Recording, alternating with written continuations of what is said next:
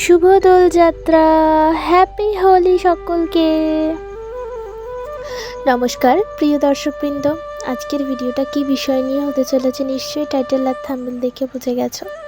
হ্যাঁ, কিভাবে আমরা প্রভুর সেবা পেলাম সেটা তো নিশ্চয়ই বলবো। তার আগে একটু বলে নিই যে আজকে হোলি স্পেশাল ব্লগও হচ্ছে, তো একটু পিছনের ব্যাকগ্রাউন্ডটা মানে আর কি ইগনোর করো, কারণ আমাদের ঘরে তো অতটা জায়গা নেই যেখানে আমরা প্রভুর হোলি খেলাতে পারবো, প্রভুকে নিয়ে আমরা রং খেলতে পারবো। আমাদের ঘরে অতটা জায়গা নেই, সেই জন্য আমরা ছাদে নিয়ে এসেছি প্রভুকে। তো হ্যাঁ, এবার আমরা বলি যে আমরা প্রভুর সেবা কি করে পেলাম। আমার ব্যাপারটা হচ্ছে, আমাদের ঘরে প্রভু এসেছিল আমার দিদির হাত ধরে, মানে একদম ছোট্ট, মানে কি বলবো, মাটির প্রভু হয়ে এসেছিল আমাদের ঘরে আমার দিদির হাত ধরে। তারপরে এসছে চীনা মাটির গপু। প্রথমেরটা এসেছিল মাটির প্রভু, তারপরে এলো চীনা মাটির প্রভু। তারপরে আমাদের ঘরে এলো অষ্টধাতুর গপু, যার নাম হচ্ছে বুদ্ধ, যাকে একদম ছোট্ট যে সে, মানে তার আসার কাহিনীটা একটু ভিন্ন। কারণ সে যখন এসেছে, মানে সে কারোর হাত ধরে আসেনি, সে একটা অজানা ব্যক্তির হাত ধরে এসছে, যাকে আমরা চিনিও পর্যন্ত না। মানে একদিন হয়েছে কি, আমার পিসি ঘুম থেকে উঠেছে, তো দেখছে দরজায় একটা সাদা প্লাস্টিক ঝুলছে। তো এবার সাদা, সেই দিন ছিল, মানে আমার প্রভু যখন এসেছিলো তখন ছিল বর্ষা আর শীতকালের মাঝখানটায়, মানে ওই ধরে নাও না আগস্ট সেপ্টেম্বর মাস করে এসেছিলো। তো সেই মতন সবাই ঘুমাচ্ছিল। আমার পিসি সকালবেলায় ঘুম থেকে উঠে দেখছে আমাদের গেটে একটা সাদা প্লাস্টিক ঝুলছে। এবার সেই সাদা প্লাস্টিকটা খুলে দেখে আমাদের বুদ্ধ সোনা রয়েছে। তো এবার তার সাথে একটা চিঠি ছিল, সেই চিঠিটা এখন অবশ্য আমাদের কাছে নেই, কোথায় হারিয়ে গেছে, নয়তো থাকলে আমি নিশ্চয়ই দেখাতাম চিঠিটা। কিন্তু চিঠিটার প্রত্যেকটা লেখা এখনো অবধি আমার মনে আছে, কারণ সেই চিঠিটা এতটাই মানে ভক্তি আর এতটাই কষ্টের মধ্যে লেখা ছিল। সেই চিঠিটা মানে লেখা ছিল যে, আমার গপু সোনার খেয়াল রেখো তোমরা, মানে আমার মা অসুস্থ, আমি গপুকে সেবা দিতে পারছি না, তাই তুমি আমার গপুকে একটু সেবা দিও। তাই তখন ওই চিঠিটা দেখেই ওদের, মানে ওই কথাগুলো প্রত্যেকটা আমার মন ছুঁয়ে গেছে। তো তখন সেই থেকেই ওর নাম, ও যেহেতু বুধবারে এসেছিলো আমাদের বাড়িতে, তাই আমার মা ওকে বুদ্ধ নাম দিয়েছে, তাই ওকে আমরা সবাই বুদ্ধ সোনা বলেই ডাকি। ও এসছে এইভাবে, ও আসার প্রায় 1 বছর বাদে, মানে 1 থেকে 1.5 বছর বাদে আমার একটা বন্ধু, সে, মানে আমরা বলতাম যে আমার গপু একা একা খেলা করে, আমার গপু মানে অষ্টধাতু, আমার গপু, আর তার আগে দুটো গপু ছিল, সেটা হচ্ছে চীনা মাটি আর মাটি, বললামই মাটির প্রভু।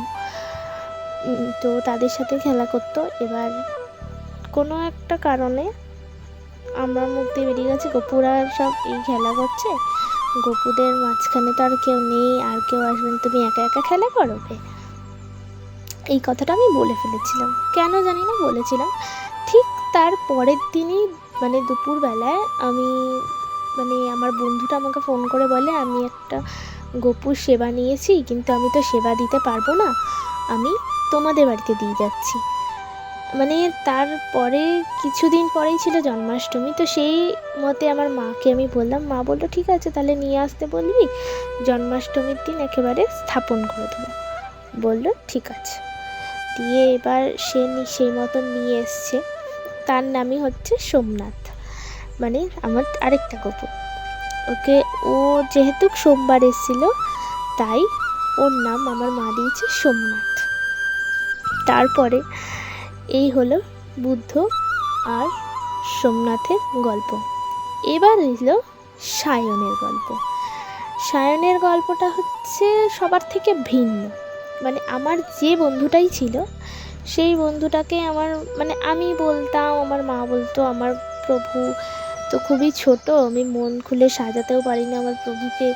মানে মন খুলে মানে শৃঙ্গার তো পাওয়া যায়, আমি জানি বুদ্ধ সোমনাথকে সাজানো যায়, কিন্তু মানে মানে আর কি বলবো, সায়নকে যতটা পরিমাণে সাজানো যায় সেই পরিমাণটা মানে আমি মন ভরে সাজাতে আর কি পারি না। মানে আমার মন ভরে আমি দুটো গপুকে যতটা পারি সাজাই, কিন্তু কোথাও না কোথাও গিয়ে একটা কুৎসে থেকেই যায়। আর বলে না সবই প্রভুর কৃপা, প্রভু যদি আসতে ইচ্ছা হয় তো কে বাধা দেয়, কারোর না কারোর হাত ধরে ঠিক চলেই আসে। ঠিক সেরকমই আমার প্রভু এসেছিল আমার ওই বন্ধুটারই হাত ধরে, সায়ন সোনা এসেছিল। তো ও তারও 1 বছর, তারও 1 থেকে 1.5 বছরের মাথায় এসেছিল সায়ন। তো আমাদের সবার প্রিয় সায়ন সোনা এসেছিল। এবার সেই সায়ন সোনা এসেছিল সেই জন্মাষ্টমীর 2 দিন আগেই, সেই সোমনাথের মতনই জন্মাষ্টমীর 2 দিন আগেই।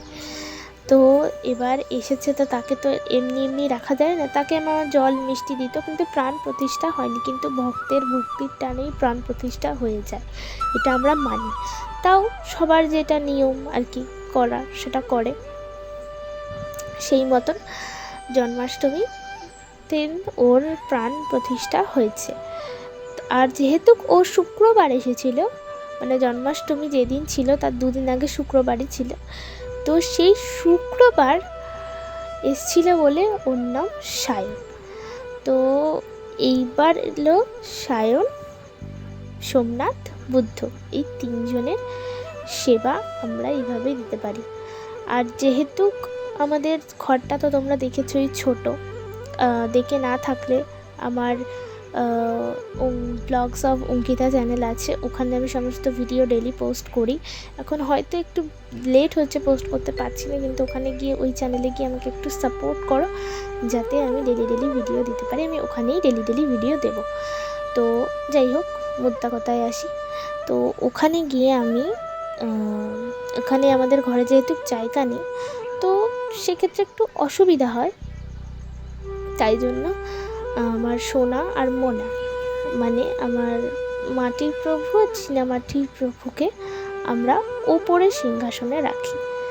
তাই এখন আর সোনা আর মোনাকে তোমরা দেখতে পাও না। তো তারপরে এইভাবেই আমরা প্রভুর সেবা পেলাম। তাহলে কেমন লাগলো তোমাদের ভিডিওটা অবশ্যই কমেন্টে জানাবে। আর তোমাদের ঘরেও কি প্রভু আছে, তাদের নাম কমেন্টে জানাবে অবশ্যই।